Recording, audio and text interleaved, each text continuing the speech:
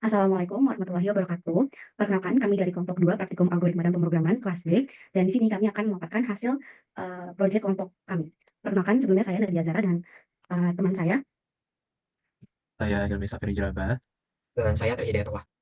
Ya, jadi kita mulai saja untuk pembahasan proyeknya. Untuk soal yang pertama itu perintahnya kita disuruh membuat pemrograman Python kombinasi. Di sini itu ada definisi dari kombinasi sendiri. Kombinasi dari NK itu sama dengan n faktorial per k faktorial dikali faktorial dari n dikurangi k. Nah, kombinasi itu bisa diubah menjadi bentuk rekursif. Di mana bentuk rekursif itu merupakan bentuk fungsi yang memanggil dirinya sendiri dalam menyelesaikan masalah. Terus fungsi rekursif itu nanti bakal dibagi menjadi dua, yaitu basisnya terus sama fungsi yang polanya. Basis itu fungsi yang dasar atau fungsi ketika fungsi rekursif tersebut berarti di sini itu untuk polanya diketahuinya kombinasi dari NK itu sama dengan kombinasi n dikurangi 1 k dikurangi 1 ditambah kombinasi n dikurangi 1 dan k. Terus untuk fungsi ketika rekursifnya berhenti itu di sini diketahui kombinasi NK sama dengan n, yaitu ketika k sama dengan 1, dan kombinasi NK sama dengan 0 ketika n kurang dari k. Nah, kita disuruh membuat yang pertama itu dengan cara iteratif atau dengan cara kalau iteratif itu kita bakal menggunakan looping untuk mengulangi perhitungan, terus juga kita nggak bakal memanggil dirinya sendiri di fungsi iteratif. Nah, di sini itu yang pertama itu kita ngedefinisiin fungsi kombinasi iteratifnya dengan argumen n dan k, di mana n itu merupakan jumlah total objek dan k itu jumlah objek yang dipilih. Terus di bawahnya itu ada optimasi, di mana optimasi itu digunakan untuk biar nanti k yang dioperasikan itu nggak lebih dari k yang di-input di fungsi kombinasi iteratif NK-nya gitu. Jadi nanti gunakan nilai terkecil dari k. Nah, dari situ nanti kita menggunakan variabel hasil sebagai inisiasi untuk hasil kombinasi nanti. Terus kita di sini masuk ke loopingnya sesuai dengan iteratif, di mana loopingnya kita menggunakan looping for i in range antara 1 sampai k ditambah 1. Kemudian nanti hasilnya sama dengan hasil dikali n dikurangi i ditambah 1. Ini untuk perkalian bagian atasnya. Terus untuk selanjutnya itu nanti hasil sama dengan hasil div i. Kita pakai div agar hasilnya itu merupakan integer atau bilangan bulat. Nah, terus nanti mengembalikan hasilnya, hasil dari inisiasi yang tadi. Kemudian ini ada contoh penggunaannya. Contoh penggunaannya itu di sini kita pakainya n-nya itu 4 atau total itemnya ada 4 dan k-nya itu 2, atau kita milih 2 item dari total item 4. Nah, kita masukkan saja hasil itu merupakan kombinasi iteratif NK, kemudian print kombinasi dari NK tersebut secara iteratif adalah hasilnya. Kalau seandainya kita hitung ya, n-nya itu 4 dan k-nya 2. Terus kita masukin ke sini, k-nya kan 4 ya. K-nya itu 2 dan n-nya itu 4. Jadi untuk bagian ininya skip ya, karena ini udah tidak memenuhi. Terus habis itu kita langsung lanjut ke bagian loopingnya. Di bagian looping itu iterasinya itu dari 1 sampai k ditambah 1, k-nya 2, berarti iterasinya itu dari 1 sampai 3. 1 sampai 3 berarti nanti bakal ngelakuinnya dari 1 dan 2. Terus untuk yang iterasi 1 sendiri, hasil sama dengan hasil, hasilnya itu masih 1, terus nanti dikali sama n-nya itu 4, 4 dikurangi i-nya tadi 1, 4 dikurangi 1 kan 3, terus ditambah 1 lagi berarti 4. 4 dikali 1 itu sama dengan 4. Jadi untuk iterasi 1 itu nanti hasilnya itu 4, ini 4.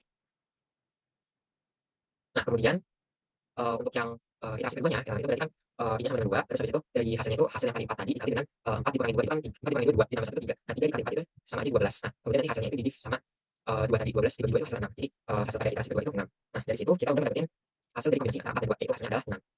Nah, selanjutnya kita bakal masuk ke secara rekursif. Nah, sesuai definisi tadi, rekursif itu nanti terdiri dari basis sama fungsi yang polanya tadi. Nah, di sini itu yang pertama sama kayak di iteratif kita ngedefinisiin fungsinya dulu. Jadi fungsi kombinasi rekursif untuk n dan k, di mana n itu argumen untuk total item masih sama, dan k itu juga untuk item yang dipilih dari total item. Nah, kita yang pertama itu ngedefinisiin basisnya. Di sini itu basisnya diketahui fungsi ketika rekursifnya berarti itu ketika if ketika k-nya itu lebih dari n, maka nanti kembalikan ke 0, dan ketika k-nya sama dengan 0 atau k-nya itu sama dengan n, maka nanti kembalikan ke 1.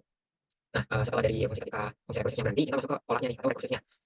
Itu nanti menggunakan sesuai yang didefinisikan sebelumnya. Jadi kombinasi antara NK itu nanti kombinasi n dikurangi 1 dan k dikurangi 1 ditambah kombinasi n dikurangi 1 k. Jadi nanti kombinasi rekursif dari sini ditambah sama kombinasi rekursif ini. Nah, contoh penggunaannya itu ketika n-nya 5 dan k-nya 2. Eee, kombinasi antara 5 2 itu kan kalau seandainya dijabarkan rekursifnya berarti kombinasi 4 dan 1 ditambah sama kombinasi 4 2. Nah, kita jabarin kombinasi 4 dan 1-nya. Itu sama aja kombinasi 3 0 ditambah kombinasi 3 1. Nah, 3 0 itu kan udah fungsi rekursif berarti ya. Nah, terus 3 1-nya belum. Nah, kita hitung dulu 3 1-nya. Kombinasi dan 3 1 itu sama aja kombinasi 2 0 ditambah kombinasi 2 1. Kombinasi 2 0 ini udah rekursif berhenti, fungsi berhentinya. Terus kombinasi 2 1-nya ini kita jabarin lagi, yaitu sama aja kombinasi 1 0 ditambah kombinasi 1 1. Jadi untuk kombinasi 4 1-nya itu totalnya kombinasi 3 0 ditambah kombinasi 2 0 ditambah kombinasi antara 1 dan 0 dan kombinasi antara 1 dan 1. Nah, selanjutnya untuk yang 4 2, kombinasi 4 dan 2-nya itu sama aja kombinasi 3 dan 1 ditambah kombinasi 3 dan 2. Nah, 3 1-nya udah dapat nih. Nah, terus kita cari yang 3 2. 3 2 itu sama aja kombinasi antara 2 1 ditambah kombinasi 2 dan 2. Nah, 2 1-nya juga udah dapat. Terus tinggal nyari yang dua-duanya nih. Dua-dua berarti kan kombinasi 1 1 ditambah kombinasi 1 2. Jadi kombinasi 3 2-nya itu kombinasi 1 0 ditambah kombinasi 1 1 ditambah kombinasi 1 2 dan kombinasi 1 2. Ini tuh semuanya udah termasuk fungsi berhenti gitu. Nah, terus kalau di total jadinya untuk kombinasi 4 2 itu tuh kombinasi antara 2 0, kemudian kombinasi antara 1 0, kombinasi 1 1, kombinasi 1 0, kombinasi 1 1, kombinasi 1 1 dan kombinasi 1 2. Nah, untuk kombinasi antara 5 dan 2 itu gabungan antara 4 dan 2 sama tadi kita udah dapat 4 1-nya, 4 1 sama 4 2-nya. Digabung semuanya. Ini semua tuh udah masuknya ke fungsi berhenti. Terus dari definisi yang tadi udah diiniin, kalau seandainya k-nya itu lebih dari n, kayak tadi ada 1 2 nih. 1 2 itu berarti kan k-nya itu lebih dari n ya. K-nya 2, n-nya 1. Nah, itu berarti kembalikan ke 0. Nah, sedangkan untuk ketika k-nya itu sama dengan 0 dan atau k-nya itu sama dengan 1, maksudnya atau ya. Itu nanti kembalikan ke 1. Jadi di sini tuh semuanya itu dikembalikan 1 ditambah 1 sampai di sini itu 10. Nah, jadi ini tuh sesuai sama outputnya kombinasi antara 5 2 itu 10. Nah, selanjutnya akan diteruskan oleh rekan kelompok saya. Jadi tadi sebelumnya sudah dijelaskan oleh Frank untuk nomor 1. Kemudian kita di sini ada nomor 2. Perintahnya adalah kita disuruh membuat program dengan inputnya adalah barisan hingga bilangan bulat yang dan menghasilkan barisan tersebut dengan urutan bilangan ganjil dari urutan kecil terbesar itu di awal, kemudian ada bilangan bulat dari kecil terbesar. Nah, maksud bilangan bulat di sini itu adalah bilangan genap karena selain bilangan ganjil adalah bilangan genap. Konsepnya adalah misalkan kita punya 1 2 3 4 5, maka yang harus kita urutkan dari awal itu adalah angka 1, angka 2, angka 1, angka 3, angka 5. Kemudian angka 2 dan 4 di belakang. Nah, di sini ada definisi terlebih dahulu untuk yang awal. Di sini ada variabel barisan. Nah, kemudian itu kita harus pisahkan antara bilangan ganjil dengan bilangan genap. Di sini menggunakan fungsi sort untuk mensortir dari angka-angka ganjil dan juga genap. Nah, di sini x for x in barisan. Jadi barisan itu kan inputnya. Jadi ada x dalam barisan. Jika x-nya dapat di modulo dengan 2, itu ada modulo ya. Karena kan ini sisanya tidak sama dengan 0 gitu. Itu adalah bilangan ganjil. Sedangkan untuk bilangan genap kita pakai sort lagi. Kalau misalkan x-nya bisa di modulo dengan 2, hasilnya sama dengan 0 itu adalah bilangan genap. Nah, kemudian di sini kita akan gabungkan dari hasil bilangan ganjil dan juga bilangan genap yang sudah disortir tadi. Bilangan ganjil di depan dan juga bilangan genap di belakang. Di sini pakai variabel baru yaitu hasil untuk menyimpan dari array bilangan ganjil ditambah bilangan genap. Ditambah di sini bukan berarti ditambah secara matematika karena di sini adalah penggabungannya. Kemudian ada di sini return hasil berarti return dari array tersebut. Kemudian di sini kita masukkan kembali untuk variabel yang ada di atas yaitu barisan. Kita masukkan listnya ke dalam variabel ini. Di sini ada barisan, ini ada barisan. Kemudian menggunakan fungsi list mark dan di sini ada integer. Terus kita masukkan inputnya. Terus di sini splitnya. Nah, di sini penjelasannya yaitu untuk input dan split itu untuk memecah dari string input menjadi list elemen-elemen string berdasarkan spasi. Jadi seperti kita tuh memecah dari sebuah list menjadi elemen biasa gitu, elemen string biasa menjadi yang ada spasinya. Kemudian ada terus integer. Nah, di sini itu mengubah setiap elemen string yang tadi yang boleh dipecah-pecah itu menjadi tipe data integer menggunakan fungsi integer. Fungsi bilangan bulat. Jadi dari list yang sudah dipecah menjadi elemen string, kemudian berubah menjadi integer atau bilangan bulat biasanya gitu. Karena kita kan memasukkan inputnya itu menggunakan bilangan bulat biasa. Kemudian ada list. Nah, di sini kembalikan lagi menjadi list yang sebelumnya. Jadi hasil dari map ini dikembalikan lagi menjadi list. Nah, di sini kemudian ada memanggil lagi fungsi yang fungsi yang sudah ada di atas. Nah, terus diurutkan dari hasil urut sama dengan urutkan bilangan barisan. Nah, di sini terus kemudian terakhir itu tinggal di-print aja. Oke, langsung aja ke contohnya. Misalnya kita masukkan angka acak aja berapapun, misalnya 90, 60, 39, 78, 92, 34, 56, 75. Nah, ini hasilnya. Nah, yang sudah kita masukkan tadi itu 90, 60, 39, 78, 92, 34, 56, dan 75. Nah, yang sudah terurut itu ada 39 paling kecil untuk ganjil, 75 itu paling besar untuk ganjilnya. Kemudian ada sisanya yaitu bilangan genap paling kecil 34, 56, 60, 17, 8, 90 dan paling terbesarnya ada 92. Nah, ini sudah sesuai dengan tadi. Jadi di sini itu adalah kita untuk awalnya sebenarnya itu adalah sebuah list ya, sebuah list. Tapi karena kita menggunakan input split, nah itu list stringnya, input stringnya dipecah jadi list elemen yang list berdasarkan spasi. Jadi bentuknya itu seperti ini. Misalkan itu ada 90, 60 itu coba saya buat di sini. Itu ada misalkan jadinya 90 sebentar. Jadinya 90. Nah, itu ada seperti ini tandanya. Terus 60, terus kemudian ada 39 dan seterusnya. Nah, ini bakal sama ini bentuk dari pemecahan string inputnya menjadi list elemen string berdasarkan spasi. Nah, dari sini kemudian berubah lagi menjadi 90, 60, dan 39. Nah, ini adalah bentuk yang akan kita masukkan ke dalam inputnya tersebut. Kemudian yang terakhir dari sini langsung diubah menjadi list barisan yang terurut tadi gitu. Nah, jadi untuk nomor 2 segitu aja sih penjelasannya dari saya. Nah, akan dilanjutkan oleh teman saya untuk pengerjaan nomor 3. Untuk selanjutnya saya akan bahas nomor 3 yaitu program untuk mencari pasangan penjumlahan bilangan prima. Nah, untuk mengerjakan soal ini pertama kita import library time yang fungsinya untuk mengukur waktu eksekusi program supaya kita bisa tahu nih seberapa lama waktu yang dibutuhkan oleh program untuk menyelesaikan tugasnya.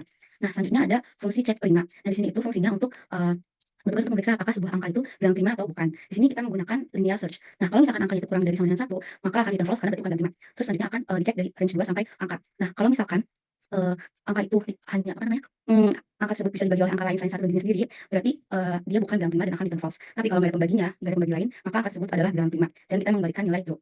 Nah, terus selanjutnya ada fungsi cari pasangan prima. Nah, di sini itu fungsinya untuk mencari pasangan bilangan prima dengan jumlah bilangan prima. Nah, pertama nih kita bakal membuat 2 list kosong yaitu bilangan prima sama pasangan. Nah, bilangan prima ini fungsinya untuk menampung daftar bilangan prima yang ditemukan. Sedangkan untuk yang pasangan ini untuk menampung pasangan bilangan prima yang jumlahnya juga prima. Terus kemudian kita melakukan iterasi dengan for angka in daftar angka untuk mengecek setiap angka dalam daftar yang diberikan. Nah, jika angka tersebut adalah bilangan prima, kita akan tambahkan angka tersebut dalam list bilangan prima. Nah, tapi kalau jika angka tersebut bukan bilangan prima, nanti akan ada notifikasi kalau angka tersebut bukan bilangan prima. Setelah itu, kita akan mencari pasangan bilangan prima dalam bilangan prima menggunakan linear search. Nah, di sini kita mencari pasangan bilangan prima ini dengan menggunakan 2 loop for. Loop pertama untuk indeks I dan loop kedua untuk indeks J yang lebih besar dari I. Tujuannya untuk mencari semua pasangan bilangan prima. Lalu setiap pasangan kita jumlahkan dan cek apakah hasilnya juga bilangan prima. Nah, kalau misalkan bilangan tersebut bilangan prima, maka pasangan tersebut kita simpan di list pasangan yang di sini. Nah, fungsinya akan mengembalikan list pasangan bilangan prima yang jumlahnya juga bilangan prima. Nanti ada return pasangan di sini. Nah, selanjutnya ada program utamanya. Nah, di bagian ini kita akan mulai dengan if name sama dengan main. Nah, ini tuh fungsinya untuk memastikan bahwa program hanya akan dijalankan jika file ini dieksekusi langsung, bukan jika file ini diimport ke program lain. Nah, selanjutnya program akan meminta input daftar angka dari pengguna yang kemudian dipisah dan diubah menjadi list angka. Jadi nanti pas input angkanya itu harus pakai spasi. Terus kemudian kita mencatat waktu mulai program dengan time buka tutup kurung. Dan setelah memakai fungsi cari pasangan, kita mencatat waktu selesai untuk menghitung berapa lama waktu eksekusi program menggunakan time.time dikurang mulai. Jadi ini untuk mengetahui durasi eksekusi program. Setelah itu kita di-print waktu eksekusinya. Nah, setelah itu kita menampilkan hasilnya. Jika pasangan tadi itu merupakan penjumlahan bilang prima, akan muncul pasangan penjumlahan bilang prima titik 2 pasangan. Tapi kalau bukan, akan muncul tidak ada pasangan penjumlahan bilang prima. Nah, untuk contohnya di sini saya masukkan angka 2 dan 11 dan muncul waktu eksekusinya sebesar 0,00000015 detik. Nah, berarti dua angka tersebut merupakan pasangan penjumlahan bilang prima. Namun, ketika dimasukkan angkanya 2 dengan 7, dia tidak ada pasangan bilang prima karena 2 ditambahkan 7 itu sama dengan 9 dan 9 bukan bilang prima. Dan kalau misalkan dimasukin angka 4 dan 6, akan muncul 4 bukan bilang prima dan 6 bukan bilang prima, sehingga tidak ada pasangan penjumlahan bilang prima. Sekian dari saya. Oke. Sekian dari kelompok kami. Jika ada kekurangan mohon dimaafkan. Terima kasih. Wassalamualaikum warahmatullahi wabarakatuh.